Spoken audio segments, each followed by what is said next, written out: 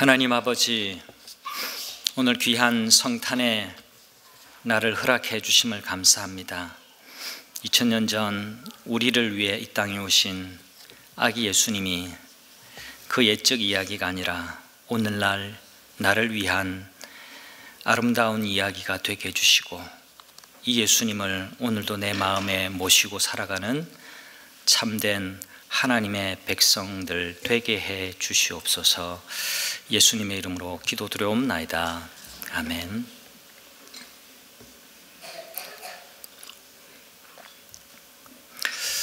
컴패션이라는 아동 후원 단체가 있습니다. 1952년 스완슨이라는 목사님이 한국의 전쟁 고아들을 살리기 위해서 만든 단체인데요, 이 단체가 크고 커져서 전 세계적으로 확산이 되었습니다.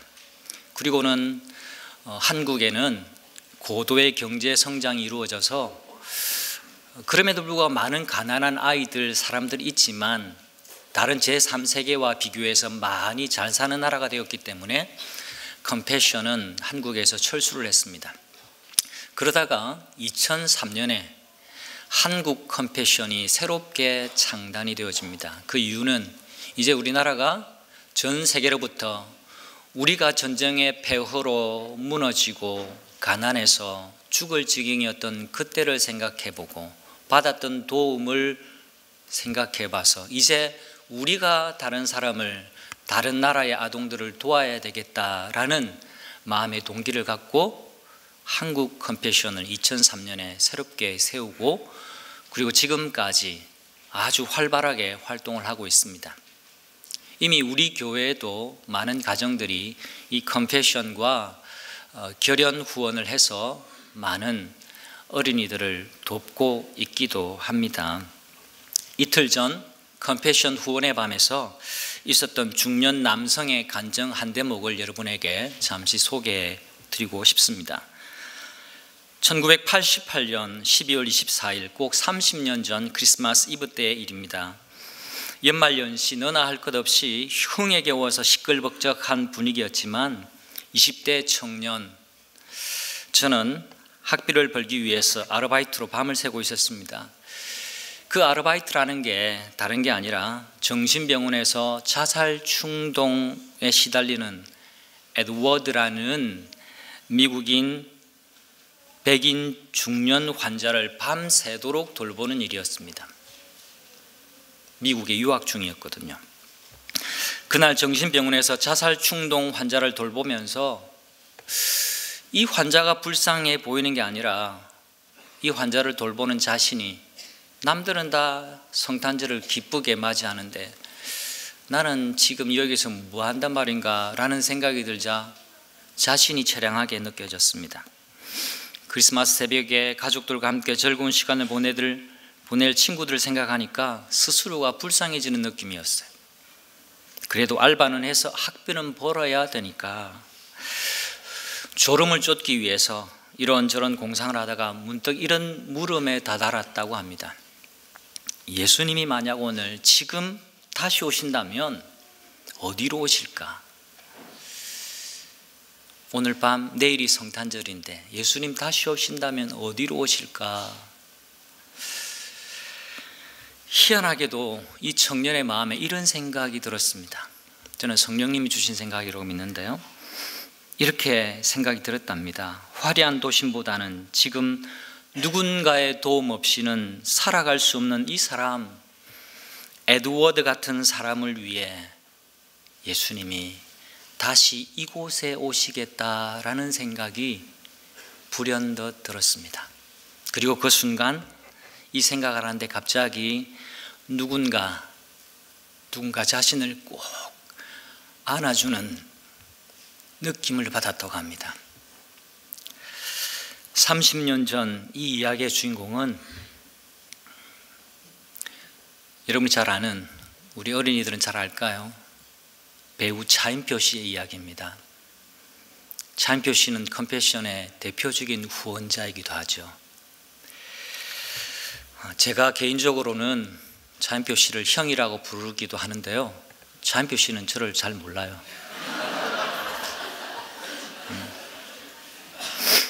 그게 아쉬움이기도 합니다. 혹시 제 설교 영상을 들으면 인표형 연락 주세요. 네.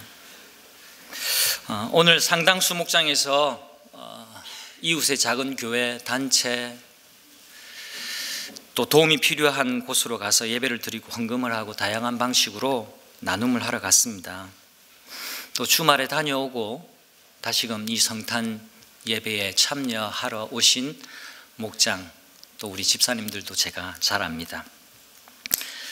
우리 교회가 몇 년 전부터 교회 밖으로 나가는 성탄의 섬김, 이것을 적극 권장하는 것은요, 우리 교회가 방향을 잘 잡았다라고 확신합니다. 그렇다고 다 가시면 안 되죠.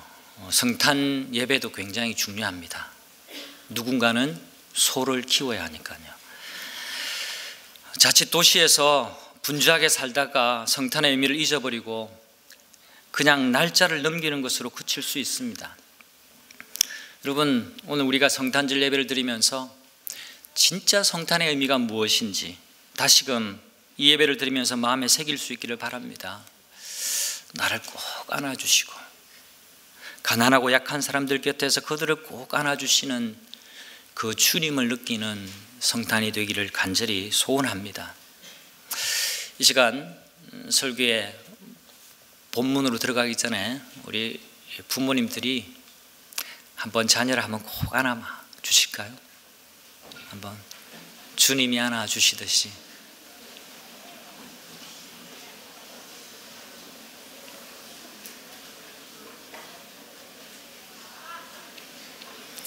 자녀 없이 앉아 계신 분이 너무 어색하네요. 자신을 한번 꼭 안아주세요.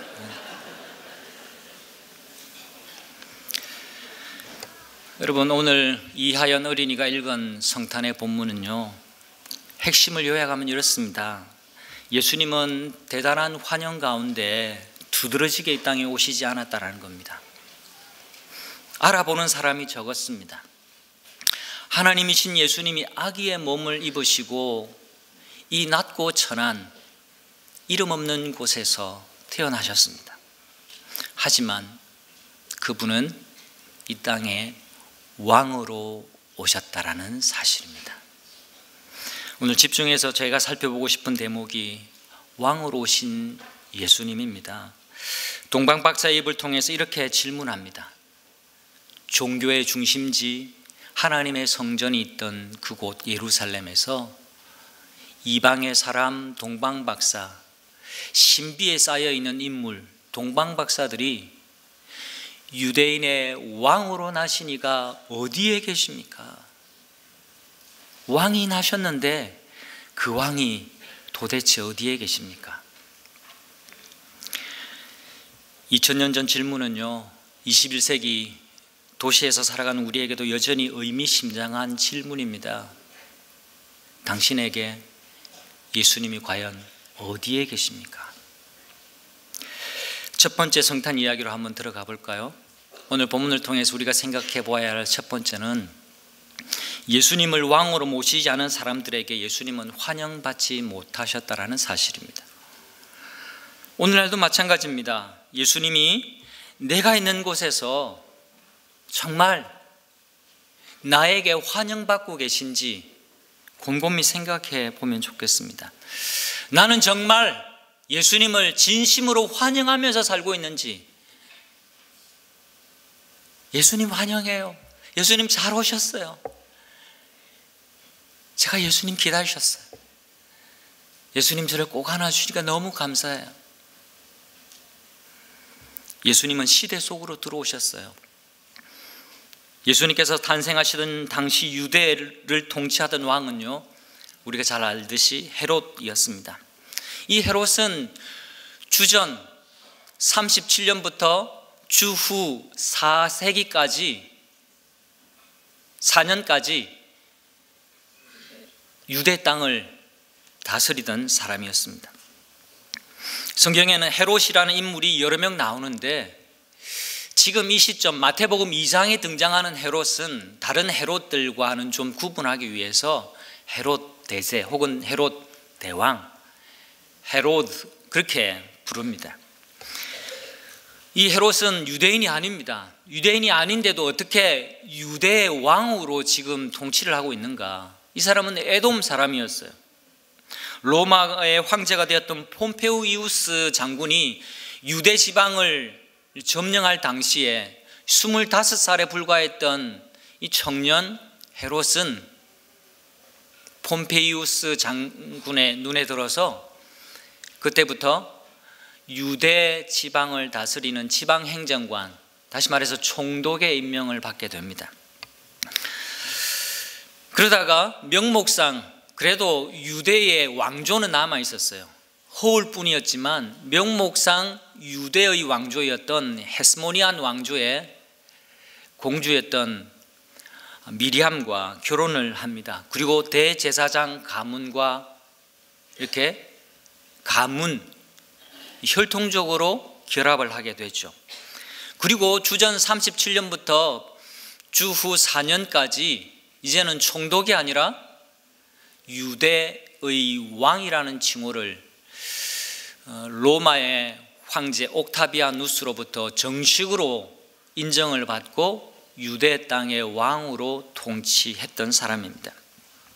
이 사람은 원래 부인과 3살 난 아들이 있었음에도 불구하고 부인과 아들을 내팽개치고 하스모니안 공주와 결혼했고요. 또 자기의 아내와 아들들, 처가의 식구들까지 권력을 위협할 만한 가능성이 있는 사람들은 모조리 처단해버리는 굉장히 잔인한 사람이기도 했습니다. 바로 이런 인물이 왕으로 통치하던 유대 땅에 예수님께서 2000년 전에 탄생하셨습니다.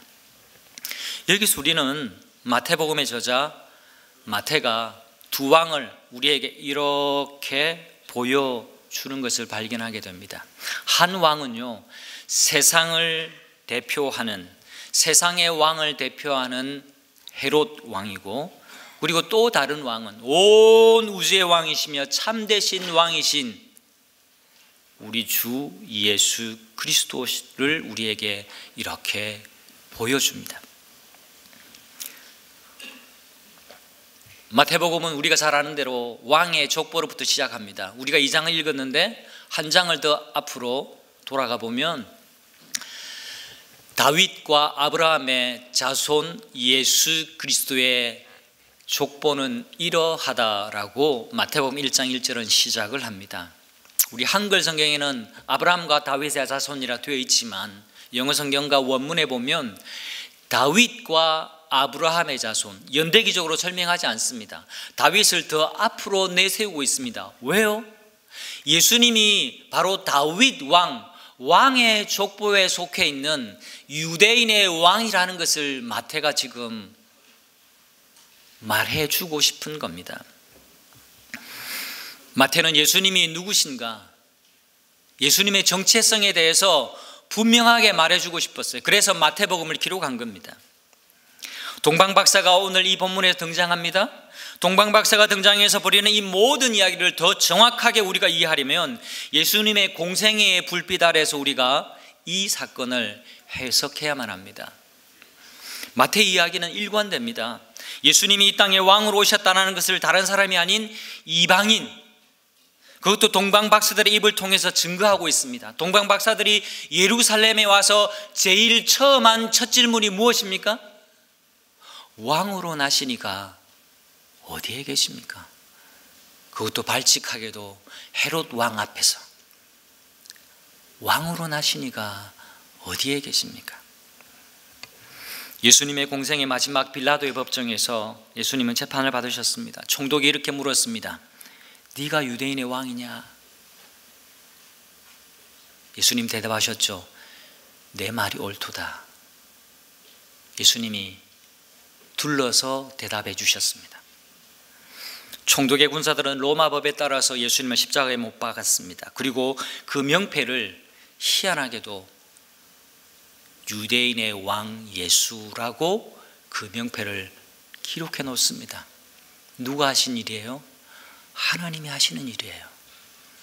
그리고 부활하신, 십자가에 못 박혀 죽으셨지만 사흘 만에 부활하신 예수님께서 부활하신 몸을 제자들에게 보이시고 난 다음에 마지막 성찬하실 때 우리에게 뭐라고 말씀을 남겨주고 가십니까? 하늘과 땅의 모든 권세를 내가 받았으니 이제 예수 그리스도 온 우주의 왕이신 그분이 우리에게 사명을 주시면서 내가 너희와 영원토록 함께 하겠다라고 우리에게 말씀을 주시고 떠나가셨습니다. 예수님 다시 오시는 줄 믿습니다. 우리의 왕이셨던 예수님께서 우리의 왕으로 다시 우리가 사는 이 땅 위에 재림하실 것을 믿습니다. 그것이 우리가 믿는 예수님이시죠. 헤롯은 동방 박사들의 질문, 왕으로 나신 이가 어디에 계신가라는 질문을 듣고 자신의 지위와 권력을 빼앗길까 봐 두려워했습니다. 그래서 아이를 찾아서 없애버리기로 하고 비열하고 잔인하게도 베들레헴 지방에서 2살 아래로 박사들이 여행을 떠났던 그때를 계산해서 적어도 2년이 되었을 거라, 범위를 좀 더 넓게 해서 2살 아래로 가능성이 있는 모든 왕의 아이가 될 만한 모든 아이들을 무참히 살해하는 잔인한 일을 한 사람입니다. 왜 그랬을까요? 헤롯은 전문가들을 불러서 팩트 체크를 합니다. 과연 유대인이 왕으로 날 리가 어디에서 날 거지? 모두 다 집합시켜서 알아보게 하죠. 하지만 오히려 예수님을 자신이 차지하고 있는 권력을 위협하는 경쟁자로 생각했을 뿐 예수님을 왕으로 모셔드리지 않았습니다. 그럴 수밖에 없었죠. 왜 헤롯은 아기 예수님을 죽이려 하나? 모든 세상의 왕들은 아기 예수님을 밀쳐내고 환영하지 않습니다. 따지고 보면 대제사장들도 율법 교사들도 모두 왕이었어요. 그 백성들도 모두 왕이었습니다. 예수님이 이런 방식으로 이런 모양으로 오실 것이라고 기대하지 않거든요. 다 자기가 왕이 되고 싶고 자기가 원한 대로 믿고 싶은 모든 사람들은 사실은 이런저런 왕으로 이 땅 위에 존재할 뿐입니다. 다 자기 권력에 만족하고 자기 안위만을 위해서 살아가는 사람들입니다. 또 누가 왕일까요?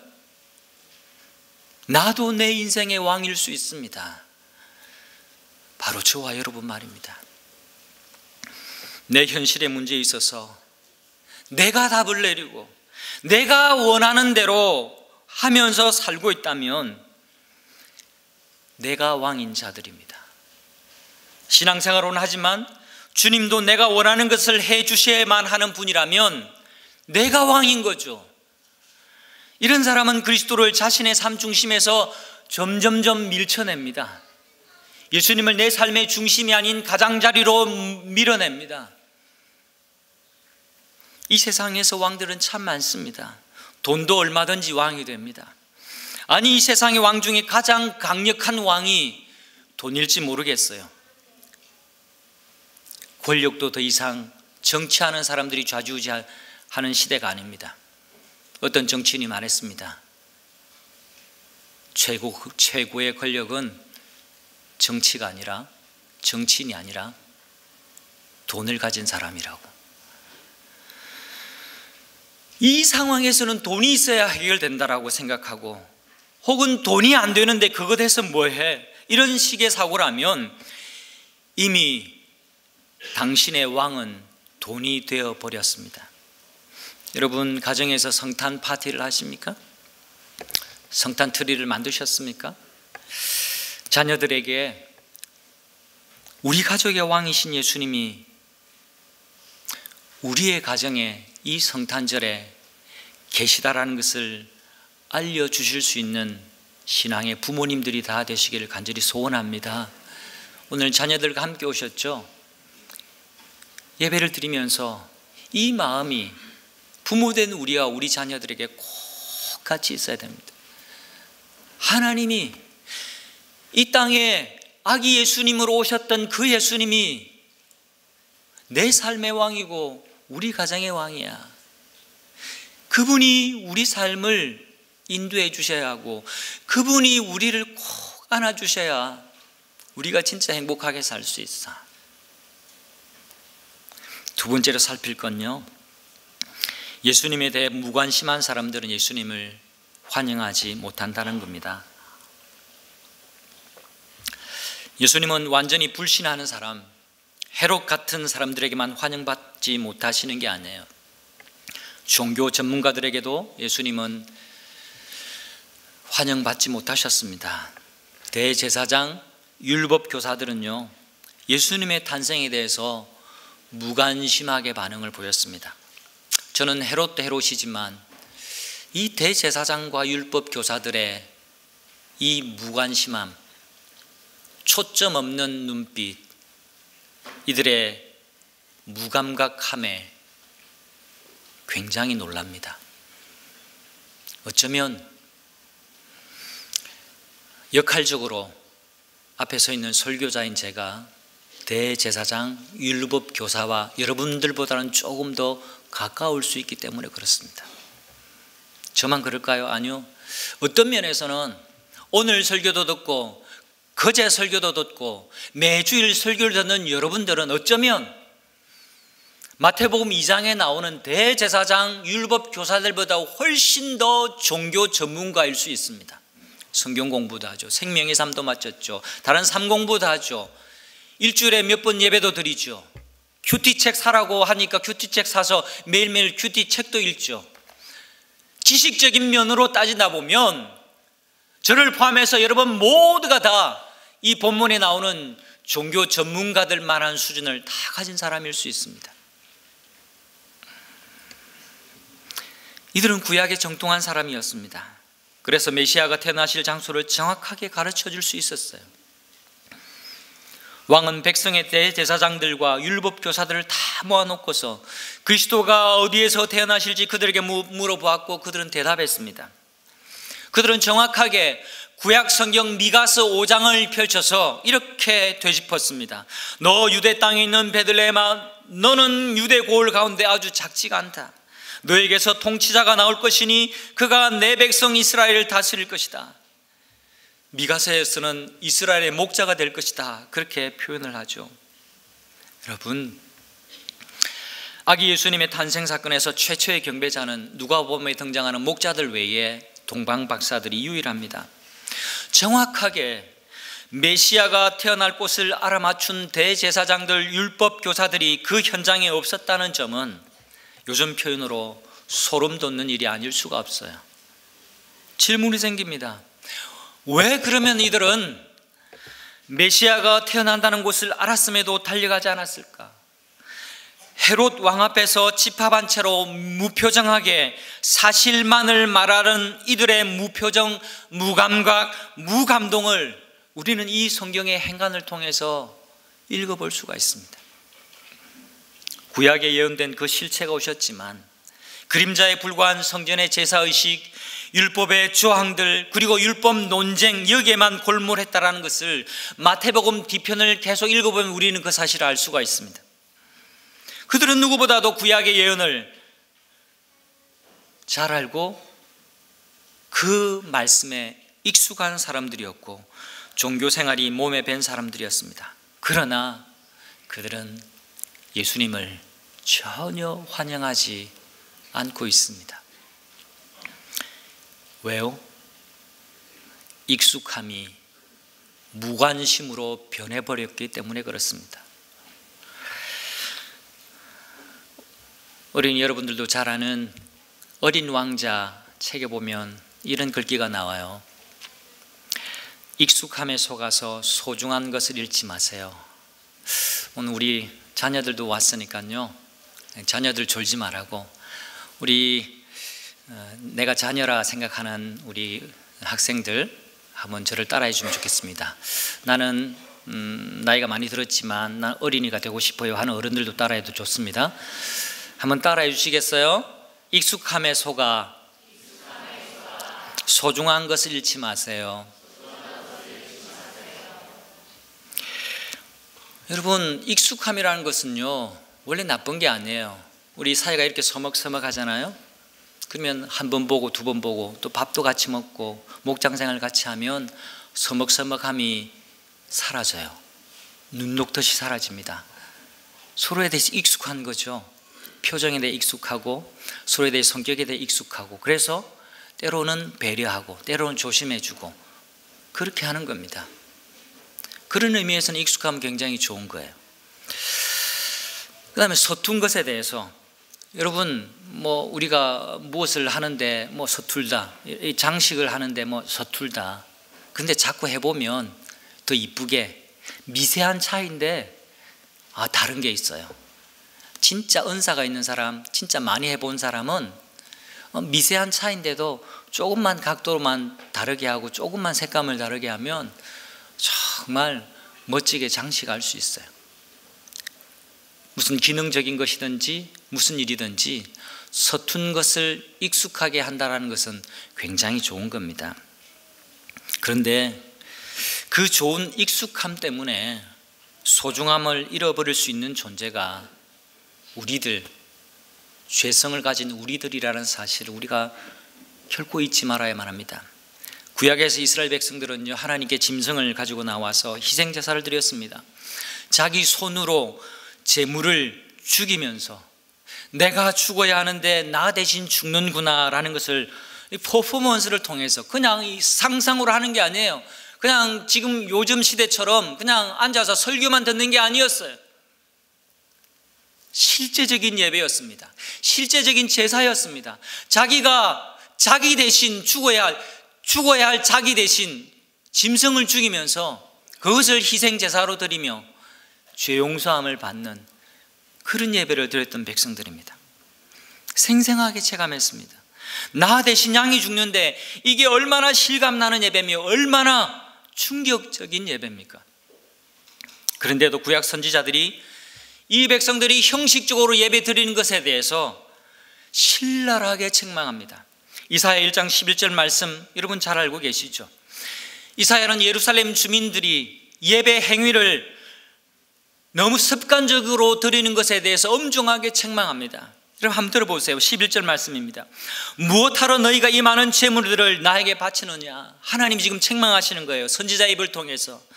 나 이제 순양의 번제물에는 물렸고 살진 짐승의 기름기에는 지쳤다. 황소와 어린 양과 순념소의 피는 이제는 보기도 싫어. 그들이 드리는 제사 행위 자체가 문제의 핵심은 아니었습니다. 문제는 예배를 드리는 사람들의 태도예요. 예루살렘 사람들은 어떻게 살든지 예배를 잘 드리는 것으로만 하나님과의 관계가 모든 게 다 해결된다고 생각했습니다. 너무 익숙해져서 소중한 것을 잃어버린 사람들은 예수님이 눈앞에 오셔도 환영하지 않은 거예요. 율법의 조항을 잘 아는 것으로, 율법을 내가 이제 지켰으니 내가 하나님 뜻에 맞게 살아가고 있는 것이라고 스스로 속이면서, 우리는 하나님의 택한 백성들이기 때문에 이 성전 안에서 예배를 드리는 순간 우리는 망할 수 없는 사람들이라는 착각 속에 살면서 그렇게 익숙해 갔던 겁니다. 그리고 하나님을 자기를 위한 신으로 만들었습니다. 하나님을 왕으로 모셔드릴 만한 마음의 공간을 그들은 잃어버리고 말았습니다.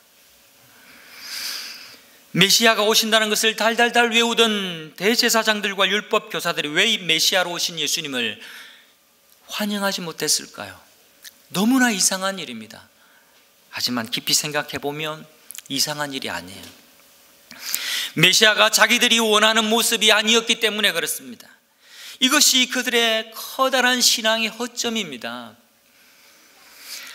여러분, 이것이 오늘날 우리의 문제일 수 있습니다. 우리가 이 땅에 오신 예수님을 주님으로 믿는다고 하지만 적잖이 실제로 나 자신을 믿을 때가 얼마나 많은지요. 예수님을 믿기는 믿는데 내 소원을 들어주는 신 정도로 믿는 경우가 많아요. 왕으로 나신 이가 어디에 계십니까? 예수님의 왕으로 오셨는데 왕으로 나신 이가 어디에 계십니까? 스스로 물어야만 합니다. 내 신앙이 제대로 된 신앙인지, 내가 스스로 왕 노릇하는 껍데기 신앙인지 우리가 살펴봐야만 합니다. 내 직장 생활에서 또 내 일상 생활에서 예수님이 왕으로 계신지를 여러분 생각해 보세요. 동방 박사들의 왕으로 나신 이가 어디에 계십니까? 라는 이 물음은 오늘날 굉장히 중요한 물음입니다. 내 인생의 문 밖에 계신다면, 아직도 예수님께서 여러분의 인생의 문 밖에 계시고 있다면 여러분 마음을 활짝 여시고 예수님을 환영하시기를 주님의 이름으로 축원합니다. 성탄절은 2000년 전 그 사실을 아련한 기억으로 다시금 되새기는 날이 아니에요. 어릴 적 추억으로 다시금 어른이 되어서 한 번 더 기념하는 날이 아닙니다. 날 위해 오시고 날 위해 죽으시고 날 위해 다시 사신 그분, 그리고 날 위해 다시 이 땅에 오실 그분을 내가 믿고 삽니다. 내가 확실히 왕으로 믿고 살겠습니다라는 것을 결단하는 날이 성탄의 날인 줄 믿습니다. 우리가 살펴볼 세 번째 사실은요, 예수님을 왕으로 모신 사람은 기쁨과 확신 가운데 믿음의 길을 걸어간다는 사실입니다.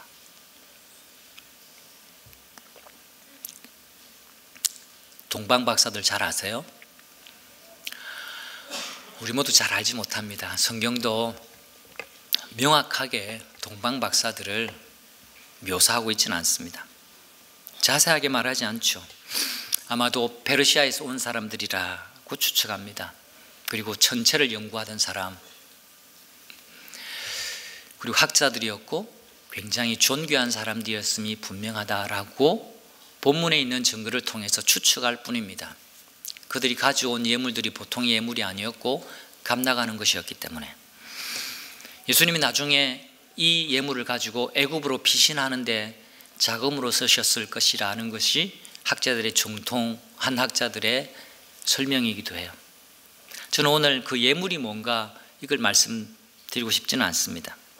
그들은 광활한 사막과 긴 여행에 온갖 어려움을 무릅쓰고 별을 따라왔습니다. 그런데 그 별도 계속 눈에 보이게 그들에게 나 별 여기 있어 하고 표시내면서 그들에게 처음부터 끝까지 인도해 간 게 아닙니다. 어느 순간 그 별은 사라졌습니다. 그런데 그들은 이방인들에게 들려왔던 희미한 계시의 말씀 한 자락 붙들고 예루살렘까지 찾아오게 된 거죠. 그리고 헤롯 왕에게 왕이 계신 곳이 어디시냐고 묻고 그 종교 전문가들이 성경 말씀을 뒤져서 베들레헴에서 나실 것이라는 사실, 그 정보를 듣고 다시 베들레헴으로 길을 났습니다. 그리고 오늘 9절에 읽는 것처럼 다시 그 별이, 과거형입니다, 다시 동방에서 보았던 그 별이 다시 그들 눈에 보이게 되어졌습니다. 그리고 그 별은 베들레헴, 그리고 아주 초라하게 살아가는 신혼부부, 가난한 가정 위에 머물게 되고 그들 품에 안겨있는 아기 예수님을 그들은 찾아가게 되어집니다. 동방박사들은 사실 신비의 인물들이에요. 성경에서 더 자세하게 설명을 덧붙여서 남기지 않습니다. 아기 예수님이 경배하고 자기 고향으로 돌아갔다라는 것만 기록하고 있어요.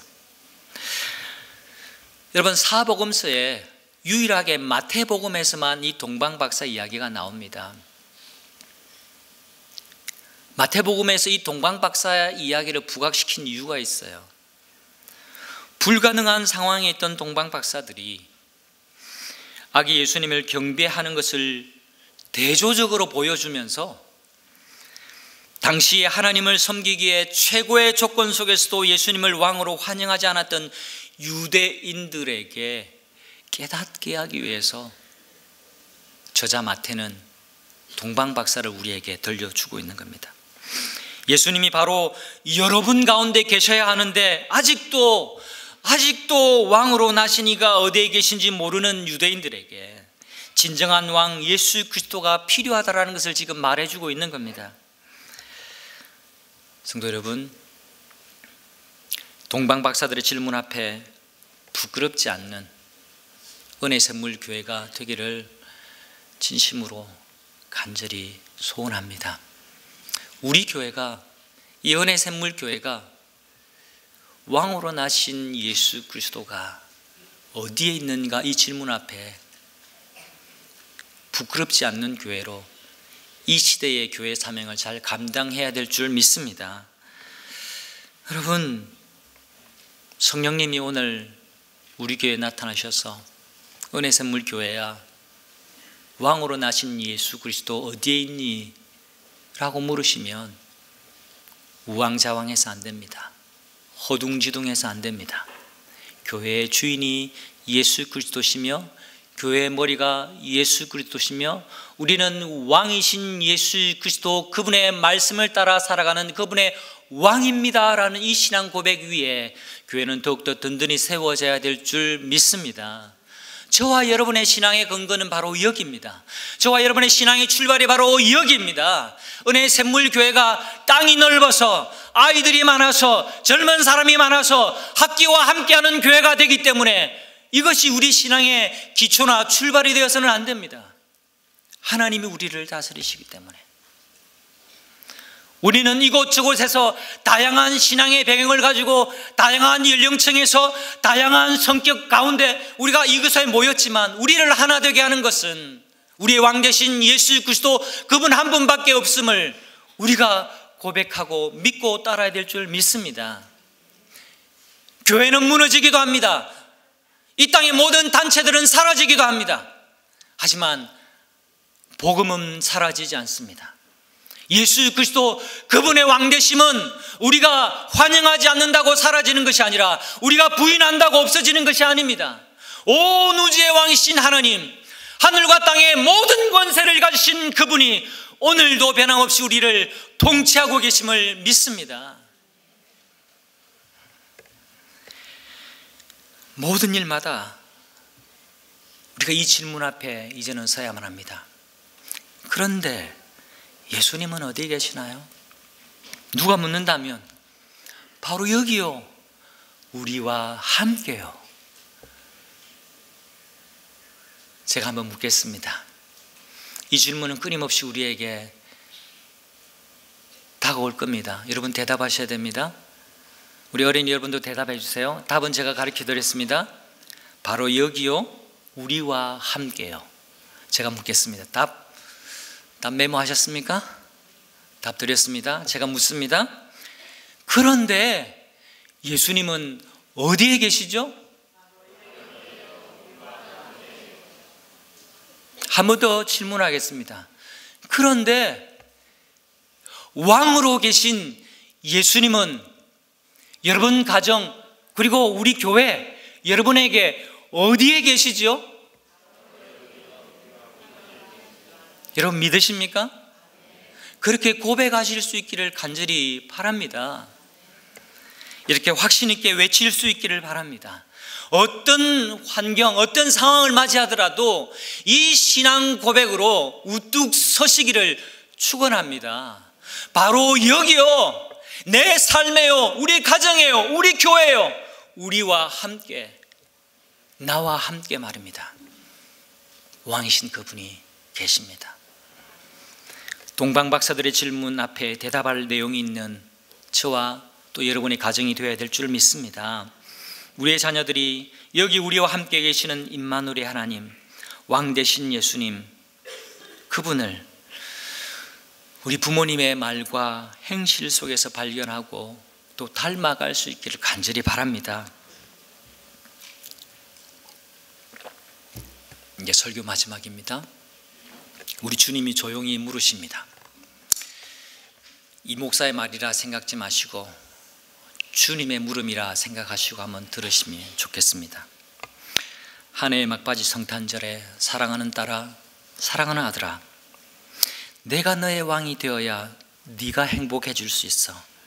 나는 너에게 필요할 때 찾는 신이 아니라 너를 꼭 안아주는 왕과 목자가 되길 원해.